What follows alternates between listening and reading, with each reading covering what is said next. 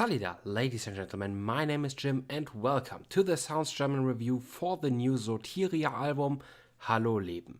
Before we start, I want to apologize if I sound a little bit hoarse, a little bit rougher than usual. I'm still returning from a very bad cold, but the show must go on. Friday is coming, so a new review. And this is the debut by Berlin-based songstress Sotiria, except not really.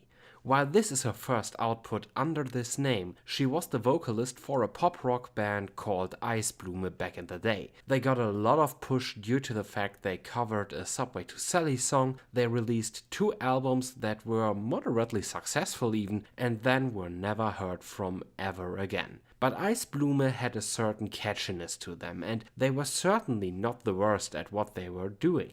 Now she is cooperating with the Graf from Unheilig, an artist not without some controversy himself. While Unheilig made goth music for the longest time, in 2010 they basically decided to sell out and went into a super mainstream pop direction. And it worked out pretty great in terms of sales, but the fans were understandably unhappy to say the least. The Graf also seemed to have written the songs on this album now, and yeah, I guess you can see that shine through rather quickly if you are familiar with the style of the later Unheilig albums. The first track begins okay enough though. Alles auf Anfang is all about starting fresh and anew and is accompanied by the slightly dark beat. A droning bass line lingers in the background, just present enough that you can hear it creak properly, and clapping gets mixed in as support in the hook. Granted, the lyrics are not really anything to write home about, somewhat cliché for the topic at hand, but they are serviceable and the track makes for a decent,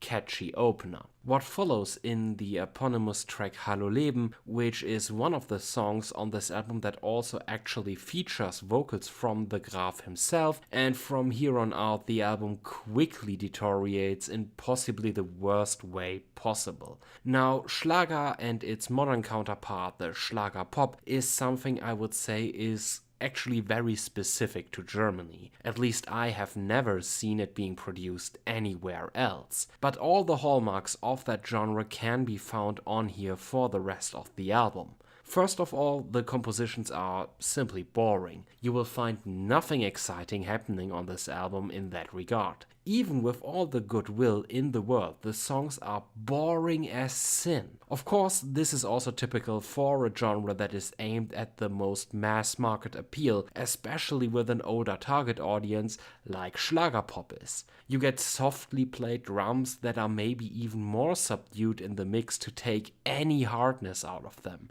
It sounds like a lazy drum computer that is only playing in the background simply to deliver some sort of rhythmic beat. The same goes for the rest of the instruments, no matter if organic or electric. The piano notes in the song Mit dir sound just as flat as the synths in the song Unendlich. The instruments are mixed together into just a grey mass of sounds that somehow manages to convey an extremely kitschy, basic feeling of happiness and hope. And when I said there is nothing interesting happening on this album in terms of composition, I really mean it. There is just nothing here. All the tracks aim more or less at the same mood and atmosphere. Sometimes a bit more somber, like for example in Ich lass dich frei, a song mostly led by slow, deep piano notes and strings, but overall it's just... it's really remarkably bland. Not even offensively bad, just bland. The same can't be said about the lyrics, however. While the opener still was okay, the lyrics for the other tracks are just dreadful. Just absolute fucking garbage. Toss. A mixture of brutal face-mongering and sentences that just, well, they simply mean nothing. It's words that are there simply to fill the void. Everything is worded in such a broad way that possibly everybody who listens to these tracks can somehow apply this to a situation in their own life. You get wisdoms like people change over time, or Sotiria alluding to being strong for someone, or someone being strong for her and helping in dark times. but none of that is ever specified in any way. Instead, you get broad stroke wording like, love isn't always easy. Yeah, thanks, Sotiria. No fucking shit, Sherlock. These are the kind of lyrics that really want to come off as deep and meaningful at any cost, while the person who writes them know they aren't. And as long as you really don't think about them, that might even work out. But once you invest even 10 seconds of actually listening what Sotiria sings here, you can see the facade crumble away and showing you just nothingness. Once again, a staple for the Schlager genre, so I wouldn't even be surprised if I had expected a Schlager pop album, but being a staple doesn't change the fact it's crap. Sometimes I recommend you punch the lyrics into an online translator to see how good they are. Here I recommend it for the exact opposite reason. This amount of vapidness has to be seen to be believed. And Sotiria's voice doesn't salvage anything either. She can hit a tone, sure, but that's really all you can say about her voice. It sounds completely dime a dozen, there is nothing outstanding to be found here. The features from the Graf stand out all the more because of his deep, bass-heavy voice, but he doesn't bring his best performance either. Both just completely missed the chance to convey any emotion whatsoever. It's as standard and middling as vocals can be. All these things combine into one of the most artificial, plasticky, obviously tailored for mass market appeal albums I have heard in a long time. Maybe even ever, because that is what this album is.